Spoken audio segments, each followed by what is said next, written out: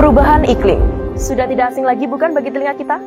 Bahkan PBB menyebutnya sebagai krisis iklim.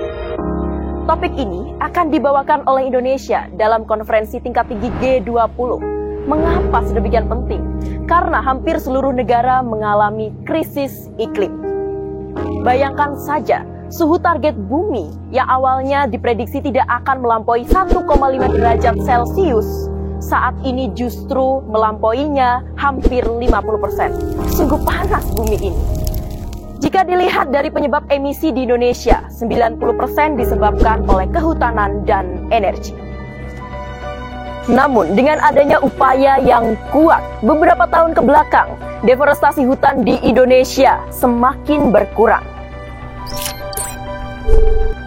Bahkan pada tahun 2019 hingga tahun 2020, deforestasi hutan di Indonesia berkurang hingga 75%. Sudah sepantasnya kita sebagai generasi muda untuk mengawal hingga mencapai angka 100%. Tentunya dengan hutan yang lestari akan membantu mengurangi emisi di Indonesia secara signifikan.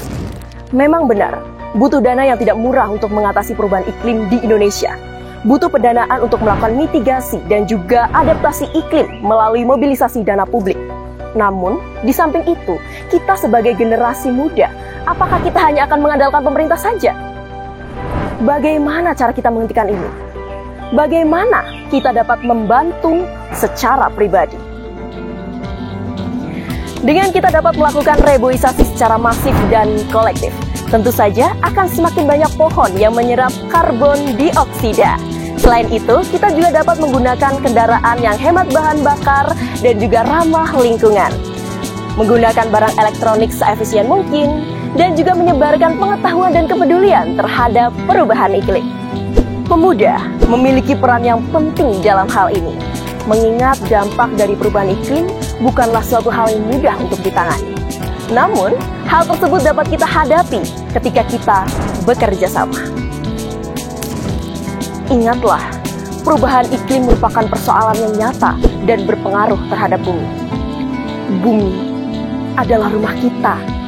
Meskipun kita adalah masalahnya, namun kita juga dapat menjadi solusinya. Mari kita lanjutkan kerjasama untuk masa depan Indonesia, untuk selamatkan bumi kita.